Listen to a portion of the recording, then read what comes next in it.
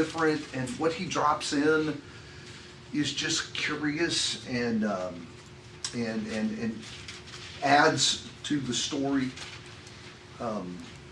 This interaction with Thomas, beginning in verse 19, is fascinating. And I want to read this, and then I want y'all to tell me what you think of this story. So this is verse 19. And when it was evening on that day, the first day of the week, when the doors were shut where the disciples were for fear of the Jews, Jesus came and stood in their midst and said to them, "Peace be with you." And when he had said this, he showed them both his hands and his side. The disciples did rejoice when they saw the Lord.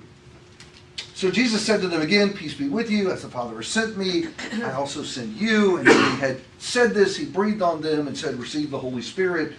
If you forgive the sins of any, their sins have been forgiven. If you retain the sins of any, they have been retained." But Thomas, one of the 12, who's called Didymus, was not with them when Jesus came. So the other disciples were saying to him, "We have seen the Lord." But he said to them, "Unless I see in his hands the imprint of the nails, and put my finger into the place of the nails, and put my hand into his side, I will not believe."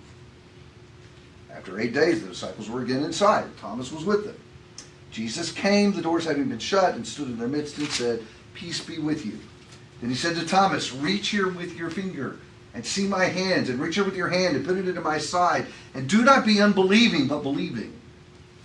Thomas answered and said to him, "My Lord and my God."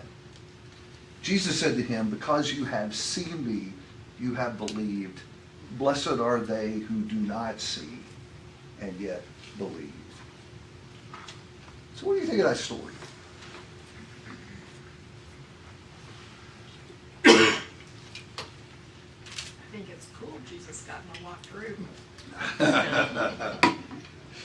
There's some rabbits to chase there, right? Yeah. Sounds like somebody's arguing against Gnostics, or Gnosticism a little bit. Oh yeah, John is late, right? Thank you for that. What else? It's like you've been saying about the apostles. They're just more unflattering stories of them. Okay. So Cole started it. Is it an unflattering story of Thomas? I don't really think it is that. Oh, here we go. It is Here we go. slightly, Cole started it, right? Go. but all he's asking for is what all the other 11 or 10 saw already. What do y'all think? I agree with him. I think he just wants evidence and not just listen to what the other apostles said. 2 against 1, Cole. Who's coming to Cole's defense? But Jesus' commentary after that all went down, you guys believe because you saw, but those who believe and have not seen are the ones. He kind of condemns them all. Okay, we've got 32 now. Let's go. Full count. But Mom doesn't. We'll give Mom half credit. Cause I really struggle with this story. I do. Now y'all know what preachers do in the office every day. Whenever what we sit back there and do, we read stories like this and think, is he a good guy? Is he a bad guy? But What do you think? shouldn't we all struggle with this story? What do you think? I'm telling you what I think. That's what I think. I struggle with this story. Think about this. What advantages did Thomas have? I mean, even over the other apostles, what advantages did he have going into this situation? He had been with Jesus for 3 years. So think about what that means. He had been with Jesus. He's one of the 12, which meant what for him? Unpack those advantages. Seen all the miracles. He has seen all the miracles, including Raising Raising dead. he knows he has power over death. And he also told him he was going to rise from the dead. He had heard Jesus say, "We're going up to Jerusalem, and the Son of Man is going to be put to death, and on the 3rd day I'll rise from the dead." By the way, I don't think they ever heard, "On the 3rd day I'll rise from the dead," because I think when Jesus said, "I'll be put to death," they're saying, "Nope, that is not happening. That is not how the story is going to go." Right? They did learn to just keep quiet about it, but listen, when Jesus calls you Satan, I think that says, "Ooh, that's a sensitive place. Don't go there." And they started being quiet about it. Yeah. What other advantages did he He's have? got 11 friends. Well, I guess here he's got 10 friends, right? his brothers came to him and said, he's alive. Men that he's been with all this time, and he knows what kind of men they are, and they tell him he is alive. And so there is a part of me that's like, dude, what does it take? I mean, I don't disagree with his stance. I mean, I'd love to be able to do the same thing he did. But as someone who saw him for, like we've been saying, saw him for 3 years, and seen everything he's done, stood by his side for every single thing. I mean, not every single thing. He wasn't one of the special 3 or 4. But, you know, he saw what we never get to, we'll never get to see, and didn't believe the last thing.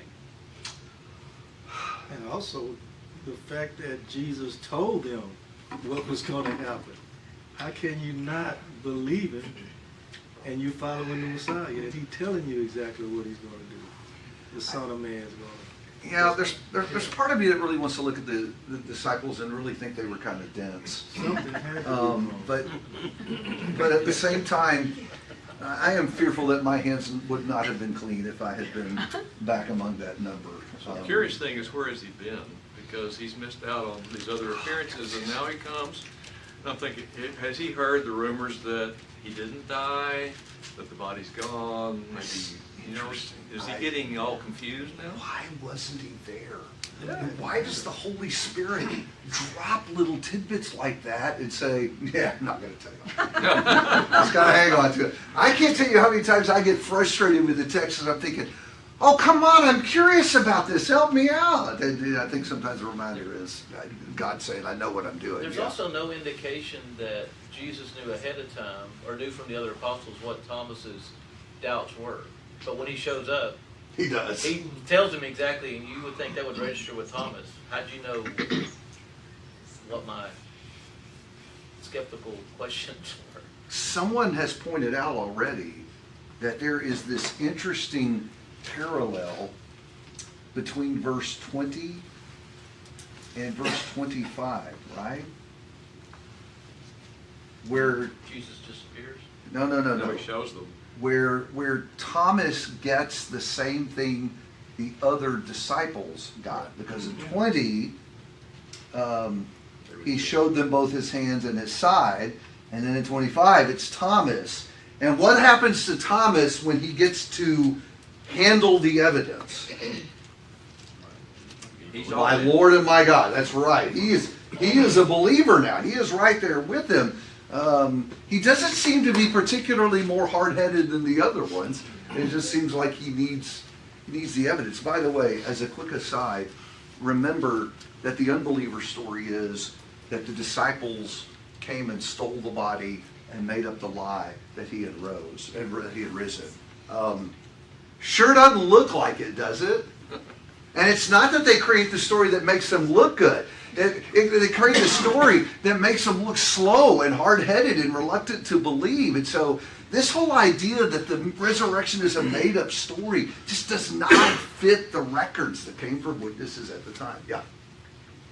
You know, we've talked a little bit about this before, but you know, in terms of contemplating the evidences around Jesus' resurrection, this is a really powerful exchange between one person who said, I don't believe it, and once he got to see Jesus and touch the scars, he believed. It's almost as if God planted this story in here for someone to be able to point to and say, here you have somebody that got to see him and touch his scars. Yeah. Meaning you can trust the witnesses. Yeah. First-hand person handled it with their hands. There is sometimes today some chronological snobbery. People today looking back and saying, those people were dumb and didn't get it. And I have to tell you, Thomas doesn't look that way. He doesn't look like a guy. In fact, none of them look like guys that are easily persuaded to buy into something dumb. Thomas looks like a guy who is saying, I don't care what the rest of you say. Unless I see it, unless I touch it with my hands, I'm not believing in it. He's using logic. There you go. Yes. I wonder if he was we read this to say he doesn't believe that Jesus was risen, but maybe he's just saying, I don't believe y'all. Right? It's not that I don't believe it, but I'm not gonna just take your word. Okay, so let me tell you the other verse that gives me a problem. Let me move on from there. And that is 27, right? Because he says, reach here with your finger and see my hands, and reach here with your hand and put it into my side, which makes me wonder if he's aware of what Thomas has said, by the way. But the last phrase is, and do not be unbelieving, but believing. And so I read that and I think, that kind of sounds like he's in a little bit of trouble, doesn't it? So I went and did some more reading about that, and what I found out is that the scholars are divided about how to read that. Because is it like persuasive that he's saying it? Or is he saying, come on, man, come on, you should believe? And so the scholars are divided the way it's worded about whether or not this is a strong admonition or just an appeal. So we're not really even helped there with the language, right? So Thomas is an interesting story. My sister asked me, what do you think? I don't know. Not sure about Thomas. But it is curious to me that after all the stuff about the resurrection, all of John's big buildup, remember, John's been headed this way since 13, like half of his gospel is devoted to the end of the story. And right here at the end of it, he drops Thomas. So why do you think the Holy Spirit places this story here? Yes, sir. I believe Thomas is the kind of person who asks questions about things he doesn't understand. If you remember back in John chapter 11, Jesus waited until Lazarus was dead. And he said he was going to go. And Thomas was the one who spoke up. He didn't understand. And Thomas knew that there was going to be danger in Jerusalem. So Thomas was the one who said, well, if he said, let's go to Jerusalem, let's go die with him. And if you also remember, in the upper room statement, remember when Jesus says he's going to go away. He didn't understand that. And of course, Jesus got on him. He said, how long have I been with you if you don't understand? But Thomas said, I don't know where you're going. Where are you going? So he was asking questions. I think we should do the same thing about things we don't understand, things that may not be clear to us. That's the kind of person that Thomas was. Think about, I'm sorry, jump in. Thank you. Jumping in on the Lazarus story, sure, Thomas had seen him bring someone else back to life, but then if he has power over death, then why didn't he just not die to begin with? Yeah. And we do have to remember that at this point they're still in the dark. Acts 2 is the turning point, guys. It isn't the crucifixion. It isn't even the resurrection, because I think they're still not clear after he rises. Okay, why did this happen this way? Because again, this is not for a moment how they imagined the story would be. Acts 2 is where it comes together, right? The Spirit reveals the story of them. Look at the last little bit of the chapter 20. This is verse 29. And one of you commented on this a minute ago. This is Jesus' response to Thomas. Thomas says, my Lord and my God. Now he's with them. Jesus said to him, because you have seen me, you have believed. Blessed are they who did not see and yet believe, right? But then watch. Because verse 30 says, therefore, many other signs Jesus also performed in the presence of his disciples, which are not written in this book. But these have been written so that you may believe that Jesus is the Christ, the Son of God, and believing you may have life in his name. Right? So what does 30 and 31 tell us? That's why the story is there. That's why the story is there. First of all, it tells us records are being made, which is a vital piece to all of this. From the very beginning, there was concern about, we've got to write this stuff down. We've got to preserve the story and pass it down. And the other thing that I think is really important here is that Jesus said, when you read the records, you will believe. Meaning, you don't have to touch his hands. You don't have to see the spear places, the spear puncture in his side. The records will be sufficient to produce belief. Right? And Yes, don't sir. forget, Jesus prayed, not only for the disciples, but those who would believe the word of the disciples. Exactly. That's right. That's what we just read in John 17. That was our reading this week. That's right. Thomas is kind of the foil for Nathaniel in chapter 2, who says Jesus is the Son of God just because he saw him sitting under a tree someplace off. What a contrast in those two. Yeah, exactly. Exactly. And I wonder, too, if the story doesn't sit here because God understands the struggle people will have to embrace the story. That people will have to consider the evidence and be brought to believe. You just shouldn't embrace any story from anybody who says, I was dead and I rose, right? That's a bizarre story. That doesn't happen. When Oral Roberts did that up in Oklahoma, did any of y'all become a follower of Oral Roberts? Yeah, I was like, okay, where's the evidence? I need to see the evidence before I believe a story like that. And I think it's interesting to me that while we are always accused by unbelievers of having blind faith, I'm thinking, have y'all read the book? Because Jesus said, hey, if I don't produce the goods, don't believe me. That's John 10, right? And here we get to the end, and Jesus says, I'm going to supply evidence that is sufficient to produce belief. By the way, just a real quick evangelism point here. If people see the evidence and don't believe, what's the problem? Their heart. And we need to remember that. Because not even everybody that was on scene that saw the resurrected Jesus believed in him. We are stunned that 3,000 people obeyed the gospel on Pentecost, right? How many people were in Jerusalem? Lots. Tens of thousands. Tens of thousands of people. The truth is a little small segment embrace the gospel. And so I think we have to remember that. I think that sometimes we bear too big of a weight when we're trying to convince others. Sometimes it is not about the evidence. It's about the heart. Jesus said the evidence is there. Some will embrace it and believe it and some will not. Pharaoh's a pretty good example of that. Interesting character.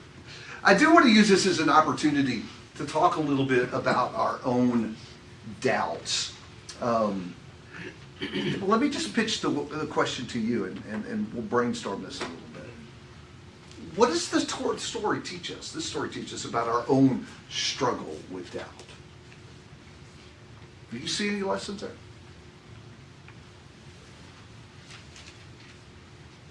Well, it's not unique to have doubts.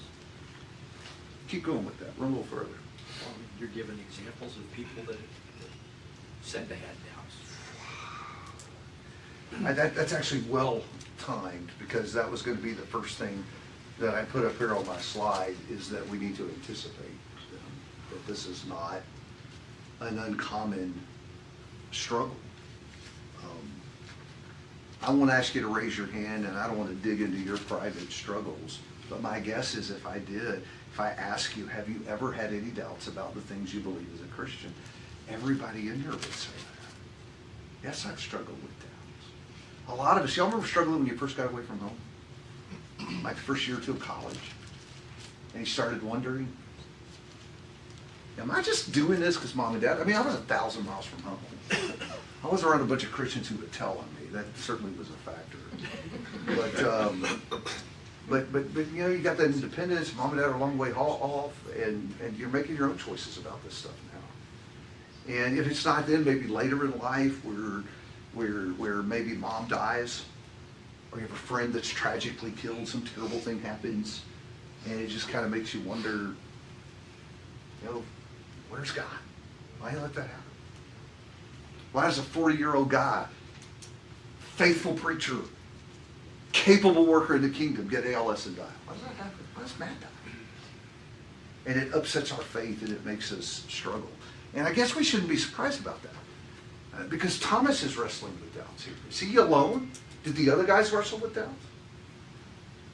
Remember that father whose son he healed, and then he said, "Do you believe?" He said, "Lord, I believe. Help my unbelief." That's always been a very poignant point to consider. Thank you for that. Anyone else comes to mind? We all the apostles had doubts. They ran before the death happened. They did scatter. Yes, sir. You know, and Thomas might not have been the only one, but he spoke up first, of course, because I think they all believed they were looking at a ghost. So Jesus said, put your hand in these wounds so he could identify himself. Thank you. Anybody else come to mind? Abraham. Sorry? Abraham. Oh, go way back. Thank you. What about Peter? My favorite doubt story is not Thomas, it's Peter. And I'm thinking about the water incident. Remember? Took Where his in- eyes off Jesus, that one. Yeah, when the Lord, when Peter says, Jesus comes to walk on the water, and Peter says, if it's you, let me come to you. What does Jesus say? Come on. Okay, now here's the deal. Which step was the hardest step in that story? The first, thank you. It would be getting out of the boat. And the first, but you would think when you stepped out, he was a fisherman. How many times did he fall off the boat in the water, right? How many times, right? And when he takes that first step out and he doesn't sink, dude, would you not be a believer forever? And he's doing it. He's walking on the water. And then what happens? He gets scared. Yeah, doubts. There's waves, wind, it's a stormy sea. And yes, he takes his eye off Jesus. That's exactly right. And he begins to sink. What's he doing? Doubting. At that moment. I think that beats Thomas, guys. As Peter is doing a miracle, he doubts. I do not get that. I'm so glad he is in the Bible, because it gives me some hope that there's hope for me, because yeah, he just seemed to bungle things all the time. And so I think that this is a weird thing I want you to think about this. I don't know that we talk a lot about our doubts. Is that right? Is it because we put a negative connotation on it? And follow me here, where I'm trying to go with that. So when I doubt, sometimes it forces me to go further into the Word to figure out what's going on. I mean, so in the example of Peter, he's walking, then he has doubts because he's paying attention to the waves and the wind and not to Jesus. Sometimes when we have doubts, we're paying attention to all the stuff that's around us and not focused on, in this case, the Word, and getting more involved in our personal study and helping our doubts. It's Sunday close. It's Sunday close. We come together with each other like this, and we put on our Sunday clothes. We put on the facade that we want everyone to see. And we don't show what's really on the inside. And that might be doubts and uncertainty about the things I believe. Can I tell you who really does that? The kids sitting across the hall.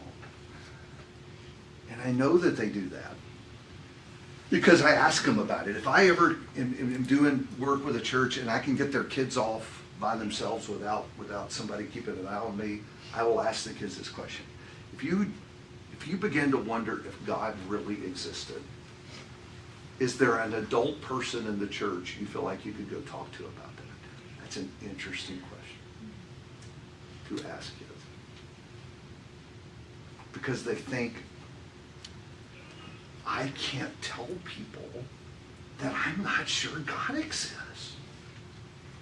I can't say that. It's bad that I feel that way. I think that we have neglected something really important here. So I wrote in my notes, and y'all throw rocks at me if you think this is completely wrong. I think we need to normalize doubt with kids. Does that make sense? Do you buy that? We need to normalize doubts with kids. Yes? And what is the difference between doubt and questioning?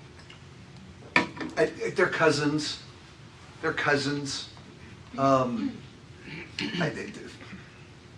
The part of the problem here is that doubt runs on a spectrum, right? I mean, there's the guy that's about to lose his faith and fall off the cliff, and there's the person who says, wow, that stuff in Psalms about dashing children's heads against the rock, that kind of bugs me a little bit, right? So there's this whole spectrum here. And let me say this too. I think that doubts can come from a bad place. I think sometimes people use doubt as an excuse because what they really want to do is party, and instead of saying, well, I just can't get good drunk with my friends, I'm just not sure there's God anymore. That's a different kind of a problem. But I think that we need to say to our kids over and over and over again, y'all have heard me say this, it's okay to have questions. It's okay to have doubts. This is the safe place where you can come and talk about them. It's okay to express them. I really try to do that in Bible class with the kids. Make them feel safe, really honestly answering a question. I'll be honest though, I don't know if we're going to get there in the church pony. Okay? So can I give you a suggestion as a mom and dad, a grandma and grandpa, working with the kids back here? Prod your kids about the fundamentals. Ask them, you think a dead guy really rose from the grave? You really believe that? Like 100% do you believe that? I ask the percentage question all the time. You believe God exists? Where are you at? Like are you 90% sure God exists? Are you 110% sure? Where are you on that? And then, no matter what they say, ask them to give you their evidence. Why? Why do you believe that? Why do you think that's true? I'm not going to sell out the kids. That was an interesting exercise when we did that across the hall.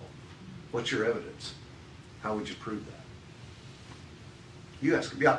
I think it's hard to have a conclusion if you don't have something within that spectrum of doubt or questioning or curiosity. I think it's part of what he gave us, right? He gave us that. Yeah, and can I say this? I'm trying to measure in my brain tonight. Y'all challenged my brain to think about some things as we go through this. Can I say that I'm probably concerned about my faith if I've never doubted anything? What is your faith? I'm wondering about just that question alone, right? You're not questioning what that is. Right? You're not curious about what your faith is, right? So if you're not critically thinking. I think that's right. I think I buy that. And so I think we want our kids to think critically. And look, you're going to be able to do that a whole lot better at home than I can do a Bible class. You know how many people are in that class across the hall? Like 25? I mean, if we get any more teenagers, I don't know where we're going to put them. Have to have an auditorium class for the teenagers, Craig. Put them back in this room. It's a full class. And so I'm kind of doubtful that I'm going to have a kid that's just going to have his open heart moment and say, I'm not sure God exists in front of all of the crew that's in that class. But you can nudge around that at home, and I really, really urge you to do that. Yes, sir. I believe that God designed this life so that faith would be required. We walk by faith and not by sight. So there will always be some doubt, and he designed it so that you will not know everything. And it's required to just have faith. And so there will be some doubt, and everything can be proven. You've got to walk by faith and not by sight. Depending on what we mean by faith, I'm with you. I think that there are things that have to be accepted by faith, just never blind faith. Right. Faith that's always embraced for a reason. Let me quickly throw this second word up there. In fact, I'll just throw the next two up there, and we'll see if we can get through a little bit of this before we're done. The other thing that has to be done with doubts is they have to be addressed, right? And to do that, you got to put them on the table, right? And so a couple of thoughts about that. As a parent or grandparent, you got to really work on your no freak out face when you're talking to kids about stuff like this. Because if you press hard enough and develop that safe zone where kids can talk to you about what they're struggling with, they're totally going to be looking at you when they say, okay, I don't know if I buy this resurrection thing. Dead bodies don't come back to life. And what you do with your face in that moment, and what you do with the tone of your voice in that moment, is very, very important. Because it will make them decide in that moment if they will ever bring this subject up with you again. And a lot of times we're so worried, my kid's becoming an atheist, that we freak out and they're thinking, oh, we cannot talk to Dad about that. Don't go there again. So that's not the message. Now, I am okay if you are freaking out on the inside, because I'm probably going to be right there with you, right? But it's got to be on the inside. On the outside, deadpan. Great. I'm glad you brought that up. This is a safe place for us to sit down and talk about that. David? Yes? They're going to get answers from somewhere. Right? I mean, how many of us know people from this congregation within the past 25 years, young people that are no longer part of the church at all, and they probably had doubts, and they probably didn't feel they had someone to go to, but they're going to get the answers in this culture. I can tell you, They're going to get an answer. And answer, yeah. There was 15 seniors, 16 seniors in my graduating class, and you would consider maybe 4 that are faithful Christians. 4. Right. Right, it doesn't change. Yeah. So what do we say about doing the same thing over and over again and expecting a different result? Yeah. And so we can't be crazy. We got to fundamentally do things differently. And I will say, can I be real transparent about this for a minute? Having had a son who lost his faith, who had doubts, and who said, are you kidding? I was the preacher's kid. How could I say I wasn't sure God exists? And here I am trying to keep him sexually pure and keep him away from alcohol. And it really didn't occur to me that I needed to be talking to him about how he knows God exists. He faked it well. They do fake it. He fooled us all, David. Yeah. So anyway, the other thing that I think kids really, really need to recognize is that it takes work to deal with your doubts. This is not easy. I'm sorry, go ahead. I think it's also important to be real with them and tell them that we have doubts and that we struggle with same things that they struggle with. I think sometimes we keep the parent facade up of like, I got it all together, I know what I'm doing, and that makes it harder for them to even come to you because they think you're quote unquote perfect or whatever. And so I think it's very important for us to tell them that I have that same doubt. I still struggle with that same thing today, being your parent or whatever. And I think that. Let me tell you how I work through it. And it's worse than that though, because it isn't just that my mom or my dad never talks about doubts. They assume that we represent all the Christians. This is how all Christians are. And so if mom and dad never have doubts, no one else has doubts except me. David, I will add this. You know, Kendricks teaches the middle schoolers, and they know their parents are not perfect. But there's a disconnect because parents won't admit it. Kids won't say, I know you're not perfect, and no one's talking. They say things in class about things that their parents do, but they will never have that conversation. Yeah, I tend to have a confidentiality agreement with parents. I don't believe half of what they say about you if you don't believe half of what they say about you. You guys don't have to call me out. I mean, come on. But, you know, you can even affirm why they're, you can say, I'm glad you're questioning this because I know when you work through it, your faith is going to be stronger. okay, so that's the other piece of this. That's why I think doubts are not bad. Doubts that are left unaddressed are bad. Doubts that are wrestled with and answered. You know, there's some things that as a Christian I believe rock solid because I had to struggle through it and come to a conviction about it, right? And that process of being unsure and afraid because you're unsure and then digging in and doing the research and becoming convicted about it, that's the difference. So, you know, Paul tells Timothy in 2 Timothy 3, he talks about the things you have been taught and the thing you've become convinced of. And those are two different things. Okay, thank you for that.